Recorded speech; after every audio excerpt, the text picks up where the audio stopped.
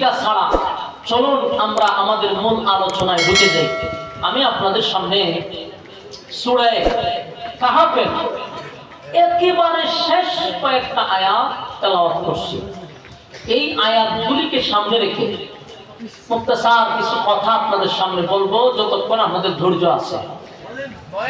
সম্মানিত সুধী, তো এই যে সূরা কাহাফ এর শেষ অংশ, এই শেষ অংশটা আল্লাহ নাজিল করছে। যে আয়াতগুলি আল্লাহ এখানে তুলে ধরেছেন, এই আয়াতগুলিতে দুইটা শর্ত আছে। বলুন কয়টা শর্ত?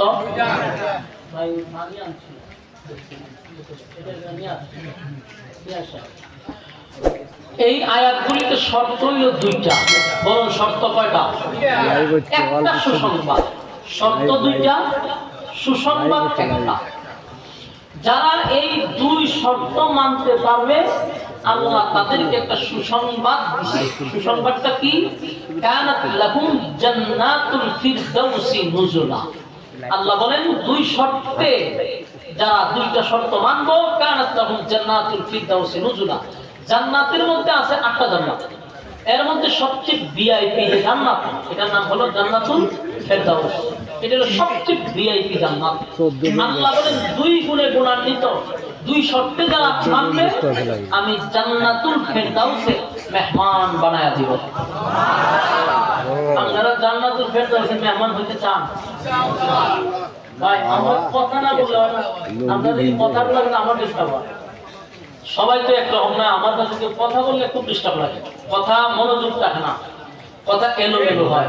মেহরবানি করে স্টেজে কেউ কথা বলে, স্টেজের মধ্যে কেউ কথা বলে। দুইটা শর্ত দিছে আল্লাহ, আর একটা সুসংবাদ দিছে। সুসংবাদটাও এত বড় নিয়ামত যে জান্নাতুল ফেরদাউস হইল সবচেয়ে ভিআইপি জান্নাত।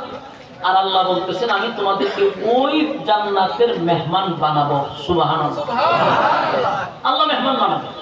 তবে শর্তটা কি এটা আমরা একটু বোঝার চেষ্টা করি। শর্ত হইল দুইটা। একটা হইল ইন্নাল্লাযীনা আমানু ওয়া আমিলুস সালিহাত। আমানু, ইন্নাল্লাযীনা আমানু, এক নাম্বার হলো তোমরা ঈমান আনো, এক নাম্বার ঈমান। দুই নাম্বার ওয়া আমিলুস সালিহাত, তোমরা নেক আমল করো। তাহলে এক নাম্বার হলো ঈমান, দুই নাম্বার হলো নেক আমল। শুনতে তো খুব সহজ যে আমরা ঈমান আনছি, নেক আমল করছি, এখন আমরা মেহমান জান্নাতের, ঠিক না? ঠিক। এতটা সহজ মনে করতেছি, কিন্তু বিষয়টা তো এত সহজ না। জান্নাতুল ফেরদাউস ভিআইপি জান্নাতে সবাই ঢুকতে পারবে না, কিন্তু দুইটা শর্তের বিনিময়ে ঢুকতে পারবে। একটা হলো ঈমান, নেক আমল। তাহলে ঈমানদারের দাবি এখানে সবাই করতেছে। প্যান্ডেলের ভিতরে যারা আছেন তারাও নিজেদেরকে ঈমানদার দাবি করে। আমি যে বসে আছি আমিও নিজের ঈমানদার দাবি করতেছি। প্যান্ডেলের বাহিরে যারা আবার শুনতেছে তারাও নিজেদেরকে ঈমানদার দাবি করতেছে। আপনাদের এই এলাকার নাম কি? বিনোদপুর। বিনোদপুর। এই বিনোদপুরে এমন লোক আসেনি আপনাদের দেখা মতে যে ঈদের নামাজও পড়ে না? এরকম বেনামাজি আছে? তো ওরকম একটা বেনামাজিকে আপনি জিজ্ঞাসা করেন যে আপনার ঈমান আছে, সে বুকে তাপা দিয়া বলবে আমার ঈমান আছে। কথা হয় না? সে নিজেকে কি দাবি করে? ঈমানদার। তাহলে নামাজ নাই সেও হয় আমার ঈমান আছে। যিনি সুদ খায় সেও হয় আমার ঈমান আছে। যে ঘুষ খায় সেও হয় আমার ঈমান আছে। যে জেনা ব্যভিচারে লিপ্ত সেও হয় আমার ঈমান আছে। তাহলে সবার দাবি হইল ঈমান। আল্লাহ ঈমানদারকেই বলে তোমরা ঈমান আনো। তাহলে বোঝা গেল দাবির বেলায় ঈমান নয়, কাজের বেলায় ঈমান আনতে হবে। এজন্য আল্লাহ কোরআনের আয়াতে বলেন ইয়া আইয়ুহাল্লাযীনা আমানু কু আনফুসাকুম ওয়া আহলিকুম নারা। এখানে কোনো বেঈমানদের কাজ যায় না। আল্লাহ বলছে হে ঈমানদারেরা জাহান্নামের আগুন থেকে বাঁচো। বেঈমানদের মানে ইয়া আইয়ুহাল্লাযীনা আমানু তাকুল্লাহা হাক্কা তুকাতিহ। হে ঈমানদারেরা আমাকে ভয় করার মতো ভয় করো। এখানে কোনো বেঈমানদের বলে না, ঈমানদারের বলে। ঈমান আনার পরেও আল্লাহ কেন বলে ঈমান আনো? ঈমান আনার পরেও কেন আল্লাহ বলে জাহান্নাম থেকে বাঁচো? কারণ আল্লাহ জানে আমরা দাবির বেলা ঈমানদার, কাজের বেলা না। বাস্তব না বাস্তব? এই জন্য আল্লাহ আরেক আয়াতে বলেন আমিনু কামা আমানান নাস, আমিনু কামা আমানান নাস। আল্লাহ বলেন তোমরা ঈমান আনো ওই মানুষদের মতো। আমিনু কামা আমানান নাস, ঈমান আনো ওই মানুষদের মতো। ওই মানুষ কারা? ওই মানুষ কাদেরকে আল্লাহ বুঝাইল। তাফসীর কারকরা বলেন আমিনু কামা আমানান নাস এর ব্যাখ্যা হতে পারে সাহাবায়ে কেরামদেরকে আল্লাহ বুঝাইছে। আমিনু কামা আমানান নাস, এটা আল্লাহ রাব্বুল আলামিন ওই সমস্ত মুমিনদেরকে উদ্দেশ্য করে বোঝাইছেন যারা ঈমানের পরীক্ষা দিছে রে, যারা ঈমানের পরীক্ষায় উত্তীর্ণ হয়েছে। আমিনু কামা আমানান নাস, ওই মানুষদেরকে আল্লাহ বোঝাইছে। ওই মানুষটা আমিনু কামা আমানান নাসের ব্যাখ্যা ফেরাউনের বউ আসিয়া হতে পারে, আসিয়াও হতে পারে, কারণ আসিয়াও ঈমানের পরীক্ষা দিছে। আমিনু কামা আমানান নাস ফেরাউনের দাসী হতে পারে, ফেরাউনের দাসীও ঈমানের পরীক্ষা দিছে। আমিনু কামা আমানান নাস আব্দুল্লাহ বিন তামির হতে পারে। যে আব্দুল্লাহ বিন তামিরের ঘটনা বলতে গিয়ে আল্লাহ চারটা কসম করছে। জোরে কোন কয়টা? চার কসম করছে। আল্লাহ রাব্বুল আলামিন বলেন ওই মানুষদের মতো ঈমান আনো যারা ঈমানের পরীক্ষা দিছে। ঈমানের পরীক্ষা দিয়া যারা ফার্স্ট ডিভিশনে পাস করছে। আমিনু কামা আমানান নাস আব্দুল্লাহ বিন তামির হতে পারে। যে তামিরের ঘটনা বলতে গিয়ে একটা দুইটা নয় চারটা কসম করছে। ওয়াসসামা ইযাতিল বুরুজ ওয়াল ইয়াউমিল মাওউদ ওয়া শাহিদিন ওয়া মাশহুদ। ওয়াসসামা ইযাতিল বুরুজ আকাশের কসম, নক্ষত্রের কসম। ওয়াল ইয়াউমিল মাওউদ আল্লাহ বলেন পরকালের কসম। যেই দিন আমি বিচারক, যেই দিন আমি পুনরায় মানুষদেরকে আবার দাঁড় করাবো, সেই দিনের কসম। ওয়া শাহিদিন ওয়া মাশহুদ এখানে দুইটা কসম। ওয়া শাহিদ ওয়া মাশহুদ আল্লাহ বলেন ওয়া শাহিদিন ওয়া মাশহুদ। আল্লাহ বলেন জুমার দিনের কসম। ইয়াউমুল জুমআ ইয়াউমুল আরাফা আরাফার কসম, জুমার দিনের কসম। তাহলে চারটা কসম করলো। এরপরে মালিক বলেন কুতিলা আসহাবুল উখদুদ, গর্ত খননকারী জালেমদের প্রতি আমি আল্লাহর অভিশাপ। যারা ঈমানদারের উপরে নির্যাতন করছে, যারা ঈমানদারের উপরে আক্রমণ করছে। আন্নারি যাতিল ওয়াকুদ, যারা গর্তের ভিতরে আগুন ধরাইছে, ধাউ ধাউ করে আগুন জ্বলছিল, ঈমানদারদেরকে হত্যা করছে। আল্লাহ রাব্বুল আলামিন বলেন বান্দারে আমি আল্লাহ চারটা কসম করে বলছি। এই পৃথিবীর মানুষেরা চারটা কসম কাটছি। নক্ষত্রের কসম, তারকার কসম। আল্লাহ রাব্বুল আলামিন বলেন তারকার কসম করলাম, নক্ষত্রের কসম করলাম, এবং ইয়াউমুল জুমআ জুমার কসম করলাম, ইয়াউমুল আরাফা আমি আরাফার কসম করলাম। চারটা কসম করে আল্লাহ বলেন কুতিলা আসহাবুল উখদুদ, গর্ত খননকারীর উপরে আমি আল্লাহর অভিশাপ। আমার যুবক ভাইরা এখানে একটা কথা ইয়াদ রাখবেন, কুতিলা আসহাবুল উখদুদ গর্ত খননকারী। একটা গর্তের কথা আছে, কথা বলে না, গর্তটা ইয়াদ রাখবেন। এরপর আল্লাহ বলেন আন্নারি যাতিল ওয়াকুদ, গর্তের ভিতরে আগুন ধরাইছে। তাহলে শুধু গর্ত না, গর্তের ভিতরে আগুন আছে। কথা হয় না? গর্তের ভিতরে আগুন আছে রে, আল্লাহর জাতির ওপর গর্তের ভিতরে আগুন ধরায়া দিছে। ইযুহুম আলাইহা qu'ud, আর গর্তের পাশে কিছু মানুষ বসা ছিল, তারা দৃশ্যগুলা দেখছিল। এরপর আল্লাহ বলে ওয়াহুম আলা মা ইয়াফআলুনা বিল মুমিনিনা শুহুদ, মুমিনের সাথে যা মুমিনদের সাথে যা করেছিল সব তারা বসে বসে দেখেছিল। এরপর আল্লাহ বলেন ওমা তাকামু মিনহুম ইল্লা আন ইউমিনু বিল্লাহিল আজিজিল হামিদ। তারা মুমিনদেরকে শাস্তি দিল।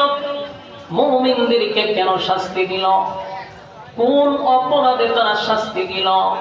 অপরাধ একটাই ছিল, তারা একত্ববাদী খোদার উপর ঈমান আনছে, তারা এক আল্লাহর উপর ঈমান আনছে। এই অপরাধে মুমিনদেরকে তারা শাস্তি দিল।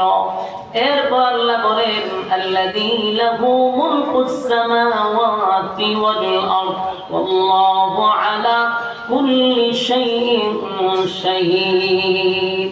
আকাশ মণ্ডলী যার রাজত্ব, যিনি আকাশ মণ্ডলী রাজত্বটাকে যিনি হাতের মুঠোয় রাখেন, সেই সত্তা বলেন আমি সব কিছু দেখছি।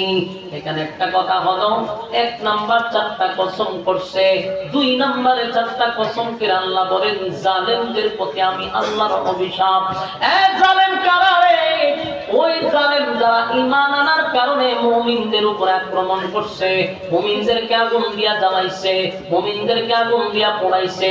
আন্নারি জাতিল ওয়াকুদ, গর্ত একটা খনন করছে, গর্তের ভিতরে আগুন দাউ দাউ করে জ্বলাইছে। এর মূল ঘটনা বুঝতে পারবেন রাসূল আরবী সাল্লাল্লাহু আলাইহি ওয়াসাল্লাম দুনিয়ার আসার 80 বছর আগে, বলুন রাসূল দুনিয়ার আসার কত বছর আগে?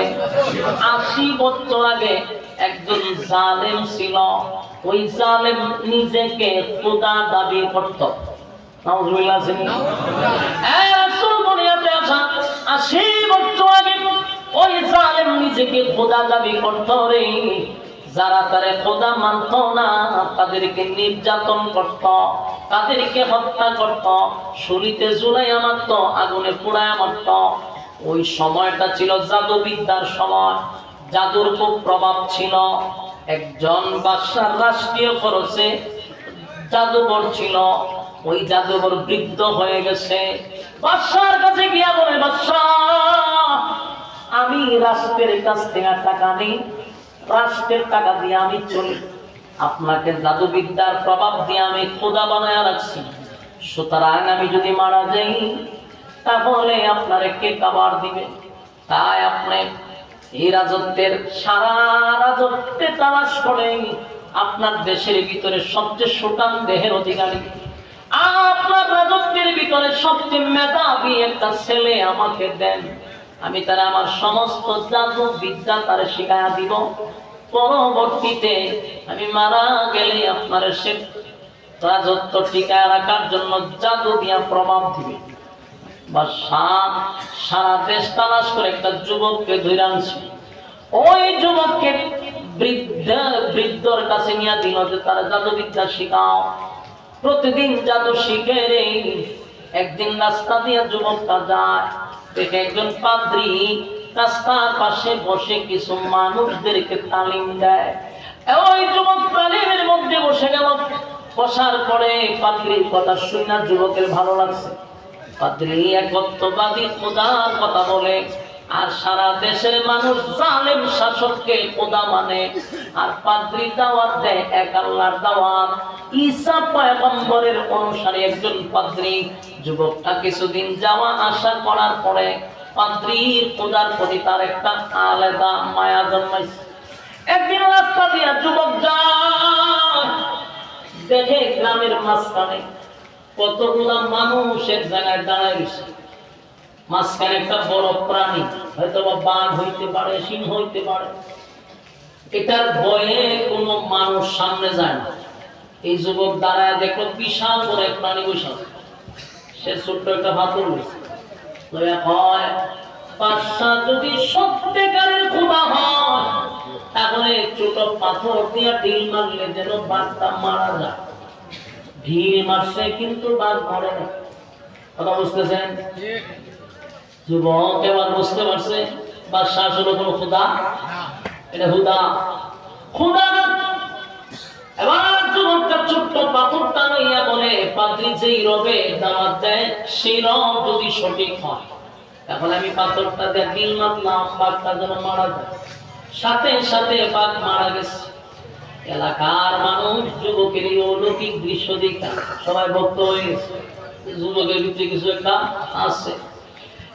সব মানুষ যুবকের কাছে যায়, যুবক মানুষকে কালেমার দাওয়াত দেয়, ওই রবের দাওয়াত দেয়।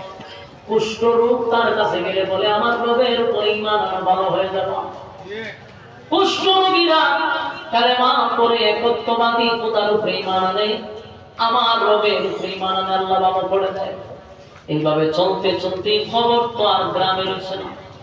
একটা কবিরাজ যদি ভাইরাল হয় এটি গ্রামে থাকে, তার সুনাম খ্যাতি সারা দেশ ছড়ায়া পড়ে। এই তার খবর ছড়ায়া পড়ছে বাদশার মহলে।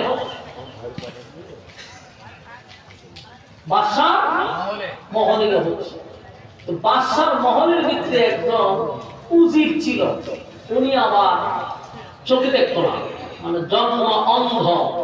এই জন্ম অন্ধ ব্যক্তি খবর পাইছে যে এমন জায়গায় একটা ছেলে আছে, তার কাছে গেলে অলৌকিক কিছু চিকিৎসা করে, যার কারণে চিরস্থায়ী সমাধান।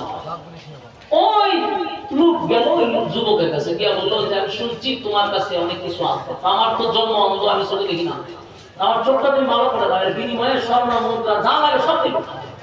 যুবক বলল ভালো করার ক্ষমতা তো আমার হাতে নেই, আমি ভালো করতে পারি। যিনি ভালো করেন তিনি কে? বলেন আমার রবের উপরে তুমি মানানো, আমি দোয়া করলে হয়তো আল্লাহ চোখ ভালো করে দেবে। উজির চিন্তা করলো যে আমি জীবনে কোনোদিন পৃথিবী দেখি নাই, ঠিক আছে অসুবিধা না, সব ভালো যদি হয় তাহলে আমি রবের উপরে ঈমান আনলাম।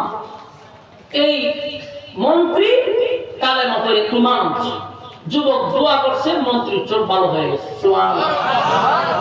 আমি যে কথাগুলি বলতেছি এই কথাগুলি মিথ্যা না, আপনারা মাথায় রাখতে হবে। এটা সূরা বুরুজের তাফসীর গুলো পড়েন, পড়লে এই ব্যাখ্যা এই ঘটনা আপনি পাবেন, সূরা বুরুজের মধ্যে আছে। তো অনেকে আছে মিথ্যা কাহিনী কাল্পনিক, এইগুলো না, আমি কোনো সময় বলিও না শুনিও না। এদের মনে মনে রাখতে হবে যে এটা গিচ্ছা না, এটা ডাইরেক্ট কোরআনের সূরা বুরুজে আছে। কথা বুঝতেছেন? আমরা আবার গিচ্ছা নিয়ে মনে করি। তো এই যুবক বললো যে আমার রবের তুমি মানো, আনছে, সব ভালো হয়েছে। এখন বলুন মন্ত্রী জিন্দিগিতে কোনোদিন চোখে দেখে নাই, হঠাৎ করে চোখে দেখছে, তার আবেগ, সে তো এত খুশি যে আমি পৃথিবী কেমন আল্লাহ বানাইছে কোনোদিন দেখি নাই, আজকে আমি পৃথিবী দেখতে পাচ্ছি। মানুষ কোন আকৃতিতে বানাইছে সেটাও তো আমি দেখি নাই, আমার মা কেমন বাবা কেমন সেটাও দেখি নাই। এই মন্ত্রীর ইমানি জজবা হয়ে গেছে। কিন্তু গোটা পৃথিবীর মানুষ, মানে ওই রাজার এরিয়ার ভিতরে যারা আছে সবাই রাজারে খোদা মানে, এই মন্ত্রীও রাজারে খোদা মানত। এখন অন্ধ মানুষ যদি ভালো হয় তাহলে দেখবেন তার মধ্যে পরিবর্তন আসবে কিনা।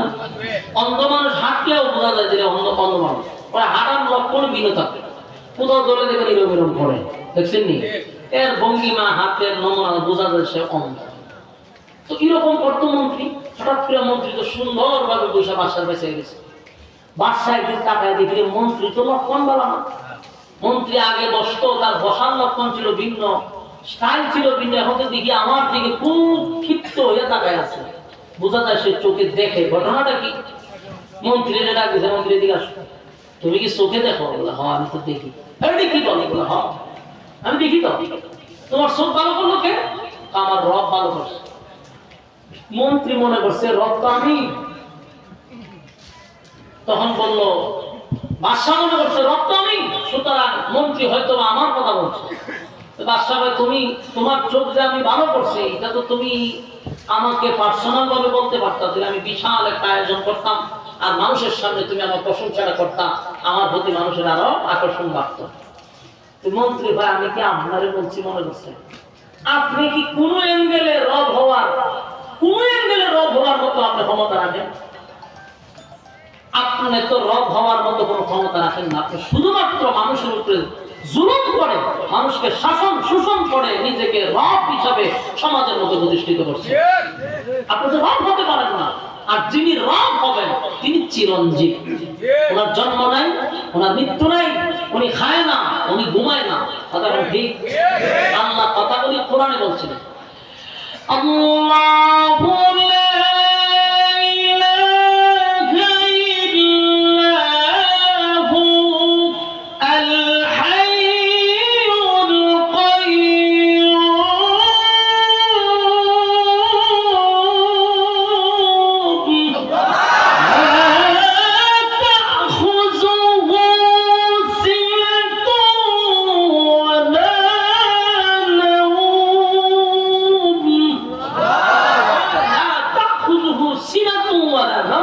আমার ঘুমও নাই, আমার তন্দ্রাও নাই।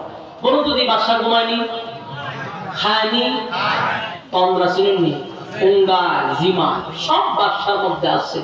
আর আল্লাহ বলছেন আমি কাউকে জন্ম দেই না, কাউকে জন্ম দেও নাই, জন্ম নিও নাই। লাম ইয়ালিদ ওয়া লাম ইউলাদ, আল্লাহ আমি জন্ম নিও না, জন্ম দেও না। ওয়া লাম ইয়াকুল লাহু কুফুওয়ান আহাদ, আমার সমকক্ষ সমতুল্য কেউ নাই। সুবহানাল্লাহ, সুবহানাল্লাহ। তাহলে আল্লাহ বলেন লা তাখুযুহু সিনাতুন ওয়া লা নাওম, আমার ঘুম নাই, আমার তন্দ্রা নাই।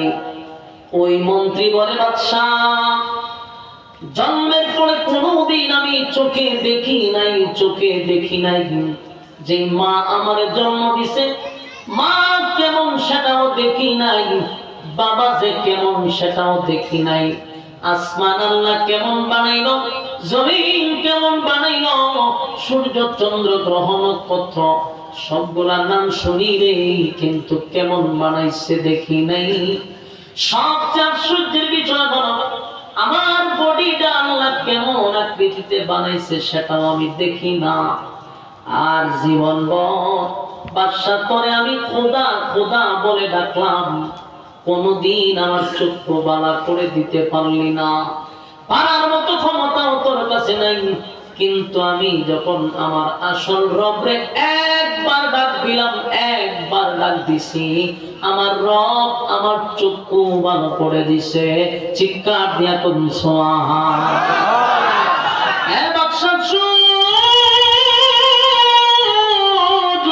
জন্মের পরে আমি আমার মা কেমন দেখলাম না, বাবা কেমন দেখলাম না, আমি কেমন সেটাও দেখলাম না। এত বছর পরে আমার রবকে আমি শুধু একবার ডাক দিছি, আমার রব আমার চক্ষু ফিরাইয়া দিছে। তাই আজকের থেকে আমি সেই রবের উপর ঈমান আনছি। জীবন যদি চলে যায় গো, জীবন দিব, জীবন দিব, জীবন দিব, কিন্তু ঈমান আমি দিব না। বাদশার মেজাজ গেছে গরম হইয়া। বাদশা ভাই মন্ত্রীরে গ্রেফতার কর, মন্ত্রীরে গ্রেফতার করলো, মন্ত্রীরে রিমান্ডে নিল। আর বলল বল সেই রবের পরিচয় তোরে কে দিল? এত রিমান্ডে আঘাত করার কারণে ওই মন্ত্রী বলল আমার যিনি রবের পরিচয় দিছে সেই যুবকের নাম হইল আব্দুল্লাহ বিন তামের। যুবকরে গ্রেফতার করলো, যুবকরে মারতে মারতে বল যুবক তোরে কে কালেমার সেই রবের পরিচয়টা তোরে কে দিল? যুবক বলে অমুক পাদ্রী আমারে দিছে। পাদ্রীরাও গ্রেফতার করলো। তিনজনকে যখন রিমান্ডে মারতে লাগলো, আমারে খোদা মানবি না হয় জীবন দিবি, কোনটা সিদ্ধান্ত নিছস? সবাই বলল জীবন দিতে প্রস্তুত, তোর মতো জালেম রে খোদা মানতে রাজি না। আমার যুবক এবার বাদশা সিদ্ধান্ত নিল সর্বপ্রথম মন্ত্রীরে হত্যা করবে। তাই মন্ত্রীর এক জায়গায় দাঁড় করাইয়া মাথার উপর একটা খরাত লাগছে, খরাত চিনি গাছ দেখা দেয়, এই খরাত হইয়া মন্ত্রীর মাথার সামনে রাইখা হয় মন্ত্রী রে খরাত দিয়া দুই খণ্ডিত করব, এখন বল আমারে খোদা মানবি? মন্ত্রী সবে মাত্র ঈমান আনছে, ঈমানের পাওয়ার, ঈমানের কত পাওয়ার রে! ইমানের কত পাওয়া। আর আজকে আমরা মুসলমানের ঘরের মুসলমান, মুসলমানের ঘরের মুসলমান, দাদা মুসলমান, দাদার দাদা মুসলমান, মুসলমানের ঘর জন্ম নিয়ে আমাদের ইমান এত দুর্বল। 5 টাকার একটা রং সার কাছে আমরা ইমান বিক্রি করি। বাস্তব না বাস্তব? বাস্তব না বাস্তব? 5 টাকার রং সার কাছে ইমান বিক্রি করে। এই জাতির মাথার উপরে কি খরাক রাখা দরকার আছে? এই জাতির মাথার উপরে এত বড় কঠিন পরীক্ষা নেওয়ার দরকার নেই। 5 টাকা দিয়ে ইমান যেটা বিক্রি করে এর উপরে খরাক রেখে কি হবে? এর আগে ইমান শেষ। অথচ মন্ত্রী সবে মাত্র ইমান আছে, ইমানের পাওয়ার আর ইমানের স্পিরিট। মন্ত্রী বলে জীবন দিব, খরাকের নিচে দাঁড়াইয়াও বাদশারে বলল তুই জালেম। বাদশার অর্ডারে মন্ত্রীর মাথা 2 ভাগ করে 2 বাজু রেখে দিছে। এই পরিস্থিতিতেও মন্ত্রী ইমান ছাড়ে নাই। 2 জন লোক দাঁড়াইয়া মন্ত্রীকে যে হত্যা করছে দৃশ্য দেখছে। আমরা তো এরকম দৃশ্য দেখলে ভয়ে কালেমা ছেড়ে দিতাম, ঠিক নেই? এবার বাদশা বলে, তোর সামনে আমার মন্ত্রীদের 2 খণ্ডিত করছে, এবার বল আমারে কি খোদা মানবি না জবাই করব? ফাদ্রি কয় কোনো অসুবিধা নাই, দুনিয়ার জিন্দেগি এটা ক্ষণস্থায়ী, চিরস্থায়ী জীবনের জন্য আমি 1000 বার খরাতের নিচে প্রস্তুত।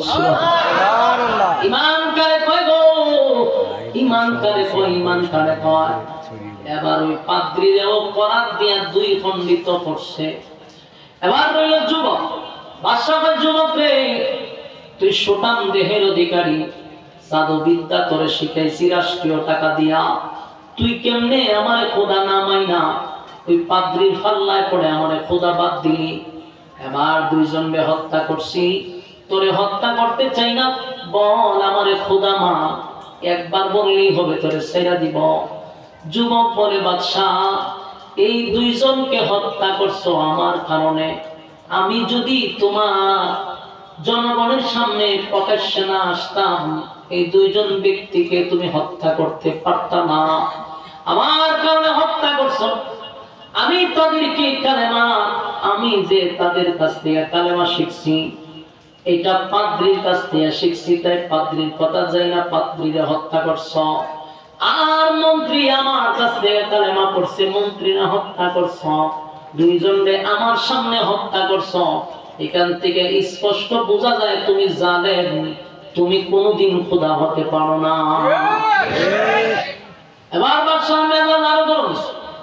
বাদশাহ কয় তাহলে তোরে আমি মানুষের সামনে প্রকাশ্যে হত্যা করব।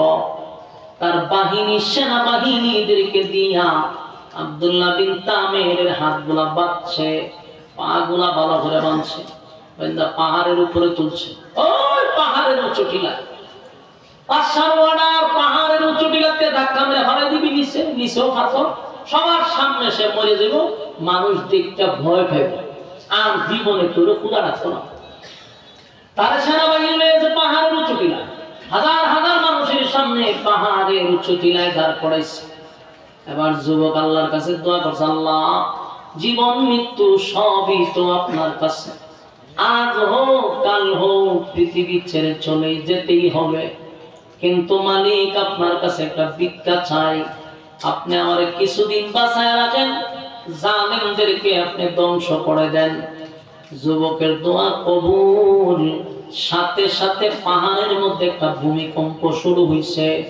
এই ভূমিকম্পের কারণে যুবকের কোনো ক্ষতি হয় নাই, কিন্তু প্রত্যেকটা সেনাবাহিনী ওখান থেকে উইরা উইরা নিচে বসছে, সবগুলা শেষ, সব সেনাবাহিনী ধ্বংস। এবার যুবক নিচে একটা বাদশার সামনে দাঁড়ায় কয়, বাদশার ঘটনা কি? তোমার বাহিনী শেষ, আমার রব আমারে হেফাজত করছে। সুবহানাল্লাহ। বাদশা কয়, এবার তোরে আমি জায়গা মতো শেষ করব। আবার নৌবাহিনী দিয়া সাগরের মাঝখানে যুবককে নিয়ে গেল, যে সাগরের মাঝখানে যুবককে বস্তাবন্দি করে সাগরের মাঝখানে ভালায় দিবি, মাছে যাইব। সাগরের মাঝখানে নিয়ে গেছে। যুবক সেখানে গিয়া দোয়া করছে, মালিক আমারে হেফাজত করেন, জালেমদেরকে ধ্বংস করেন। আল্লাহ যুবকের দোয়া কবুল। সাগরের মধ্যে ভূমিকম্প শুরু হয়েছে, সব বাহিনী পানিতে পড়ে শেষ।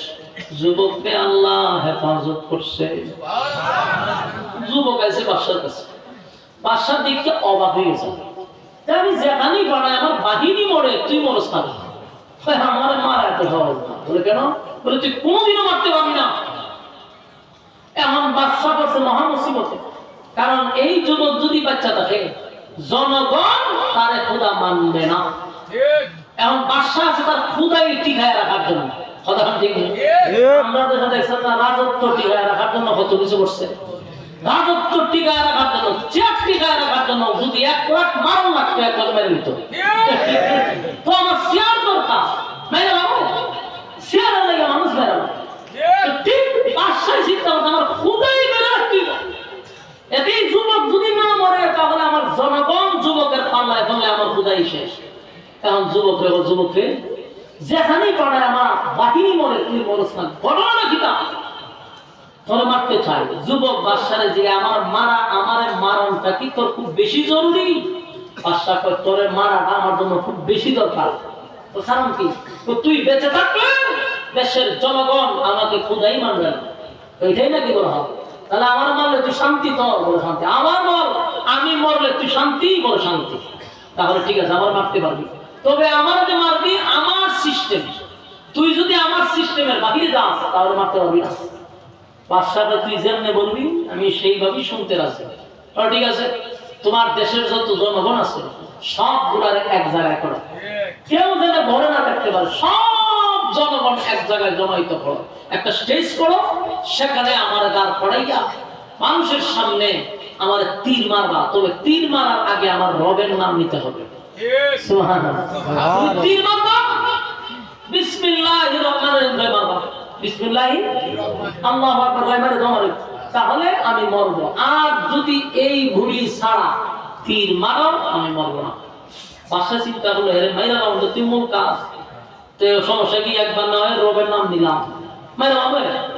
দেশের সব জনগণ একত্রিত করছে, কোন মানুষ, কোন নারী, কোন পুরুষ ঘরে নাই, সব আসছে।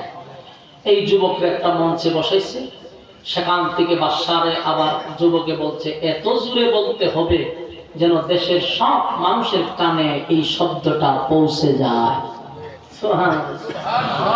বাদশা বিসমিল্লাহ আল্লাহু আকবার বলে তীর মারছে, যুবকের বুকে লাগছে, যুবক সাথে সাথে শাহাদাত বরণ করছে। সুবহানাল্লাহ। যে বলুন তো দেখি, যুবক শেষ না? হবে না, মারা গেছে তো, মারা গেছে, শাহাদাত বরণ করছে। ঘটনা তো শেষ হওয়ার কথা, কিন্তু ঘটনা শুরু হয়েছে। ঘটনা কারে শুরু হয়েছে? আপনার ধৈর্য আছে আছে না? ছেড়ে দেওয়া। এখন ঘটনা হলো, ঘটনা কারে শুরু হয়েছে। এখন ঘটনা এই যুবককে মারার পরে যুবক বারবার বলছে আমার মারাটা কি তোর বেশি জরুরি ছিল? বাদশা কি বলছে? খুব বেশি জরুরি। ঠিক আছে মেয়েরা, তবে আমার রবের নাম নিয়ে মারবি। রবের নাম নিয়েছে, যুবক তো মারা গেল। দেশের জনগণ যারা আসছে এরা চিন্তায় পড়ে গেছে যে ঘটনাটা কি। এত চেষ্টা করলো বাদশা, সমুদ্রে নিল, মাছ সাগরের মাঝখানে নিল, সেখানে চেষ্টা করলো তার বাহিনী মারা যায়, যুবক মারা যায় না। করাতের নিচে দিল, করাত চলে না। ওই পাহাড়ের উঁচু টিলায় তুইলা এখানে মারার চেষ্টা করলো, বাহিনী সব মারা গেল, যুবক মরে না। কিন্তু কি এমন এক নাম নেওয়ার সাথে সাথে যুবক মারা গেল? এই যুবকের রবের নাম নেওয়া মাত্রই যুবক বিদায় নিল। ঘটনাটা কি? তাহলে কি যুবকের রবই হলো আসল রব? আর আমরা যারা রব মানি সে তো জানেন, এই জানেন না তার রব মানা যায় না। সারা দেশের মানুষ এক বাক্যে বলল, যেই যুবক যেই রবের উপরে ঈমান এনে মারা গেছে, আমরা সেই রবের উপরে ঈমান আনলাম। সুবহানাল্লাহ। এখন একটু চিন্তা করেন, 3 জন কালেমা পড়ছিল, 3 জন বাদশারে খোদা মানে নাই। এই কারণে বাদশা 3 জনকে হত্যা করার জন্য পাগল হয়ে গেছে, ঠিক না? তার ভিতরে ভয় ছিল যে 3 জন বেঁচে থাকলে দেশের মানুষ আমার খোদা মানবে। এখন ঘটনাটা কি হয়েছে? পুরা দেশের মানুষ সব কালেমা পড়ে ঈমান আনছে। বাদশারে খোদা মানার মতো তার বাহিনী ছাড়া কেউ নেই। দেশের মানুষ কইল যে আমরা তোর খোদা মানি না, তুই জানেন। বাদশার কাছে খবর আছে, স্যার বিপদ তো চতুর্দিক দিয়া, এতদিন তো আপনি তিনজন নিয়ে রাত্রে ঘুমাইছেন না, সারা দেশের মানুষ আপনাকে খোদা মানে না, আপনাকে জালেম বলে। বাদশাহ সর্বনাশ, এত নিজে মল্ল আমার বিপদে বাড়াই গেল। সবাই আমার খোদা মানে নাই, সবাই খোদা মানছে, মাত্র তিনজন মানে নাই। এই টেনশনে আমি ঘুমাইছি না। আর এখন দেশের সব জনগণ আমার খোদা মানে না, তখন কি আর বাদশার ঘুমে ধরবো? কিন্তু প্রথমেই বলছি এই বাদশা ছিল জালেম। তরুণী বাদশা কি? জালেম বাদশা। যেই জালেম বাদশার ঘটনা সূরা বুরুজের ভিতরে ঢুকাইছে, বুঝেন এটা কত বড় জালেম, সাধারণ জালেম না। এই বাদশা কি পরিমাণ পাগল, সে বলতেছে দেশের সব জনগণ যদি আমার খোদা না মানে, আমি দেশের সব জনগণকে মেরে ফেলবো। চিন্তা করছেন কি বাবা? কথা বলেন না। জনগণ ছাড়া কি বাদশা হওয়া যায়? জনগণ থাকলে না তুমি বাদশা, যদি তোমার জনগণই না থাকে তুমি কি সাঁতার বাদশা? এমনই বাদশা হয় দেশের সব জনগণ মেরে দেব। কি পরিমাণ ভালো মেরে নেব সব, তারপরে খোদা দাবি করে নেব। ওই আল্লাহ সূরা বুরুজে বলেন যে এই বাদশা করছে কি, দেশের সব মানুষ যখন কালেমা পড়ে গেছে তারা খোদা মানে না, এই কারণে সে ক্ষিপ্ত হইয়া তার বাহিনীদেরকে বলল, চতুর্দিক দিয়া তোমরা বিশাল বড় গর্ত খনন করো। বলুন কি গর্ত? গর্ত খনন করছো। আমি যে বলছিলাম আল্লাহ কি বলছে, কুতিলা আসহাবুল উখদুদ, গর্ত খননকারীর উপরে আমি আল্লাহ অভিশাপ। বলুন গর্ত খননকারীর উপরে আমি আল্লাহ অভিশাপ। গর্ত পাইছেননি? কথা হয় না। কয়টা কসম করছে? চারটা। জোরে বলুন কয়টা কসম? চার কসম করে আল্লাহ কি বলছে, গর্ত খননকারীর উপরে আমি আল্লাহর অভিশাপ। এই বাদশা গর্ত খনন করছে, বিশাল গর্ত, বিশাল গর্ত খনন করছে। ওই কথাটাই আল্লাহ কোরআনে বলছেন, ওয়াস-সামাই যাতিল বুরুজ ওয়াল ইয়াউমিল মাওউদ ওয়া শাহিদিন ওয়া মাশহুদ। এখানে আল্লাহ রাব্বুল আলামিন প্রথম হলো ওয়াস-সামাই যাতিল বুরুজ, নক্ষত্র বিশিষ্ট আকাশের কসম, ওয়াল ইয়াউমিল মাওউদ, পরকালে বিচার দিবসের কসম, যেদিন আল্লাহ বিচার করবে সেই দিনের কসম, ওয়া শাহিদিন ওয়া মাশহুদ, শাহিদিন ওয়া মাশহুদ, এখানে দুইটা কসম, ইয়াউমুল জুমআ, ইয়াউমুল আরাফা, জুমার দিনের কসম, আরাফার দিনের কসম। এই চারটা কসম কে আল্লাহ বলেন কুতিলা আসহাবুল উখদুদ। আল্লাহ রাব্বুল আলামিন বলেন এক চার কসম, কুতিলা আসহাবুল উখদুদ, গর্ত খননকারীর উপরে আমি আল্লাহর অভিশাপ। এখানে শুধু গর্ত খননকারীটাই বোঝায় নাই, আল্লাহ সারাংশ বোঝায় জালেমদের প্রতি আমি আল্লাহর অভিশাপ। জালেম এটা রাসূলের যুগেও ছিল, জালেম রাসূল দুনিয়াতে আসার আগেও ছিল, এখনো আছে, কিয়ামত পর্যন্ত জালেম থাকবে। তাই কিয়ামত পর্যন্ত যত জালেম আসবে এই আয়াতের অন্তর্ভুক্ত। আল্লাহ বলেন কুতিলা আসহাবুল উখদুদ, আল্লাহ বলেন জালেমদের প্রতি আমি আল্লাহর অভিশাপ। যারা সমাজে জুলুম করবে, যুবক ভাইরা, মুরব্বী বাবারা, কথাগুলি লিখে রাখেন, কসম খোদা, যারা জুলুম করবে আমার আল্লাহ বলেন জুলুমকারীদেরকে আমি আল্লাহ পছন্দ করি না, জুলুমকারীদেরকে পছন্দ করি না। যারা জুলুম করবে তারা ধ্বংস হবে, আজ হোক কাল হোক, মৃত্যুর আগে আমার আল্লাহ চরম পর্যায়ের বেজ্জতি করে লাঞ্ছিত করে কবরে নিবে, এটা মালিকের ওয়াদা। তাই আল্লাহ বলেন চারটা কসম করে বললাম জালেমদের প্রতি আমি আল্লাহর অভিশাপ। জালেমদের প্রতি অভিশাপ, ওই গর্ত খননকারীর উপরে আল্লাহর অভিশাপ। এবার বাদশা গর্ত খনন করলো, গর্ত খনন করার পরে রব্বে কারীম বলেন আন্নারি যাতিল ওয়াকুদ। গর্ত খনন করার পরে আন্নারি যাতিল ওয়াকুদ, গর্তের ভিতরে আগুন ধরায়া দিছে। গর্তের ভিতরে ধাউ ধাউ করে আগুন জ্বলছিল। আল্লাহ রাব্বুল আলামিন বলেন ইযহুম আলাইহা কুউদ। ওই গর্তের চতুর্দিক দিয়া গ্যালারির মতো সিস্টেম ছিল, বসার মতো জায়গা ছিল। আল্লাহ বলেন ইযহুম আলাইহা কুউদ। ওই গর্তের চতুর্দিক দিয়া কিছু মানুষ তারা বসে বসে তারা সব দেখছিল। আগুন লাগাইছে গর্তের ভিতরে, সেটাও তারা দেখছে। গর্তের কিনারায় বসে বসে তারা উপভোগ করছিল। আল্লাহ বলেন কথা বলতে যাবো ইযহুম আলাইহা কুউদ, গর্তের চতুর্দিকে বসে বসে মানুষ সব দেখছিল। এরপর আল্লাহ বলেন ওয়াহুম আলা মা ইয়াফআলুনা বিল মুমিনিনা শুহুদ। এখানে যারা বসে বসে দেখছিল, কি দেখছিল? তারা মুমিনদের প্রতি যে অত্যাচার করছে, মুমিনদের প্রতি যে জুলুম করছে, তারা সব দেখছিল। এখন আসুন, মুমিনদেরকে কেন জুলুম করলো? আল্লাহ রাব্বুল আলামিন বলেন তারা মুমিনদের উপরে অনর্থক কোনো অপরাধ তাদের ছিল না। ওমা নাকামু মিনহুম ইল্লা আন ইউমিনু বিল্লাহিল আজিজিল হামিদ। মুমিনদের কোনো অপরাধ ছিল না। অপরাধ একটাই, একত্ববাদী খোদার উপরে তারা ঈমান আনছে। সেই জালেমকে খোদা মানে না, জালেমকে রব হিসাবে মানে নাই। এটাই হলো বাদশার একমাত্র ক্ষোভ। এখান থেকে মুমিনদেরকে শাস্তি দিছে। বলুন, মুমিনদেরকে আর অন্য কোনো অপরাধ ছিল?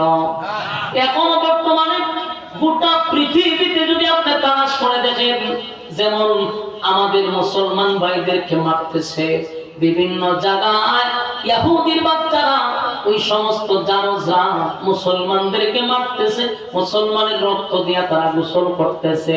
বলুন তো দেখি, আমাদের মুসলমানদের কোনো দোষ ছিল? মুসলমানরা কোনদিন গায়ে ভাড়া দিয়া ঝগড়া করে না। এই বাংলাদেশেও যারা ইমানদার ছিল তাদের উপর জুলুম হয়েছে। বলুন তো দেখি, অতীতের 16 বছরের ভিতরে কোন আলেম দুর্নীতির মধ্যে ধরা হয়েছে? কোন আলেম কি দেশের টাকা বিদেশে পাচার করছে? না, কোন আলেম দেশের টাকা বিদেশে পাচার করে নাই। কোন আলেম দুর্নীতির সাথে কোন ধরনের সম্পর্ক নাই। কোন আলেম চাঁদাবাজি করে নাই, টেন্ডারবাজি করে নাই, মানুষের উপর জুলুম করে নাই। এরপর 16 বছর সবচেয়ে বেশি নির্যাতিত আলেমরা, সবচেয়ে বেশি নির্যাতিত। আমি বলছি একটাই মাত্র অপরাধ, ওই যে রাসূল দুনিয়াতে আসার 80 বছর আগে যে অপরাধ, এখনকার মুমিনদের একই অপরাধ, একটাই অপরাধ, ইসলামকে লালন করা, একত্ববাদী খোদার উপরে ঈমান আনা। এটাই বেঈমানরা সহ্য করতে পারে না। আমার যুবক মুমিনদের উপরে নির্যাতন, আল্লাহ বলে মুমিনের কোনো দোষ ছিল না। ওই জালেম করলো কি? দেশের মানুষ সব যখন তারে রব মানে না, সব মানুষ যখন তারে খোদা মানল না, তারে জালেম বলে সবাই স্লোগান দিতে লাগলো। ওই জালেম বিশাল গর্ত করে, গর্তের ভিতরে আগুন ধরায়া দিছে। দেশের জনগণদেরকে ধরে ধরে ওই গর্তের মধ্যে নিক্ষেপ করতে লাগলো। বলুন নাউজুবিল্লাহ। এত বড় জালেম, জনগণ তার দরকার নাই, তার ক্ষমতা দরকার। জনগণ দরকার নাই, তার রব নামের প্রয়োজন। তাই মানুষ হত্যা করা শুরু করলো। দেশের সব মানুষকে ধরে ধরে ওই গর্তের ভিতরে আগুন দিয়া জ্বালায়া দিতে লাগলো। কথা কি বুঝতেছেন? আন্নারি যাতিল ওয়াকুদ ইযহুম আলাইহা কুউদ। এই যে গর্তের ভিতরে আগুন ধরায়া দিছে, আগুন ধরাইয়া ধাউ ধাউ করে যখন আগুন জ্বলছিল, ইযহুম আলাইহা কুউদ। আর গর্তের পাশে কিছু বেঈমানরা বসেছিল, তারা মদ্যপান করছিল। মদ্যপান করে মুসলমানদের নির্যাতন থেকে তারা হাসি তামাশা করতেছিল। তাকায়া দেখেন এই দৃশ্য পৃথিবীতে এখনো আছে রে। আজকে আমাদের মুসলমানদেরকে, মা বোনদেরকে প্রতিদিন মারতেছে বম দিয়া, বিভিন্ন ডন দিয়া মারতেছে, প্রতিদিন লাশের মিছিল হচ্ছে। অথচ কত মানুষ তারা বৈশা বৈশা মদ্যপান করতেছে, আমাদের টাকা দিয়া তারা অস্ত্র কিনে আমাদের মুসলমান ভাইদের বুকে মারতেছে, আছে না না? ওই সময়ও অনেক মানুষ ওই গ্যালারিতে বসে মুসলমানদের নির্যাতন দেখছিল। গ্যালারিতে বৈশা বৈশা তারা মুসলমানদের নির্যাতন দেখছে। মুমিনদের সাথে যা হইছে সব তারা নিজ চোখে দেখছে। আমার যুবক ভাইরা আগুন দিয়া জ্বালায়া দিল, একে একে একে একে সব মুমিনদেরকে আগুন দিয়া জ্বালায়া দিল ওই বাদশা। আল্লাহ রাব্বুল আলামিন ওই মদ্যপানকারী সহ যারা ওই গ্যালারির চতুর্দিকে নাচানাচি শুরু করলো, হাসতে ছিল, নাচতে ছিল, আমার মালিক আর বরদাস্ত করতে পারে নাই। যখন সব মুমিনদেরকে আগুন দিয়া পোড়ায়া দিল, আল্লাহর গজব ঢেলে দিল। বাদশার বাহিনী সহ, বাদশার দেশ সহ, গ্যালারির মানুষ সহ সবগুলারে আমার মালিক ধ্বংস করে দিছে। সুবহানাল্লাহ। সমানে ধ্বংস করছে, সমানে। আমার যুবক ভাইরা, একটা কথা আমাদের মাথায় রাখতে হবে, ঈমান এমন একটা দৌলত, ঈমান এমন একটা দৌলত, এটা বড় নিয়ামত।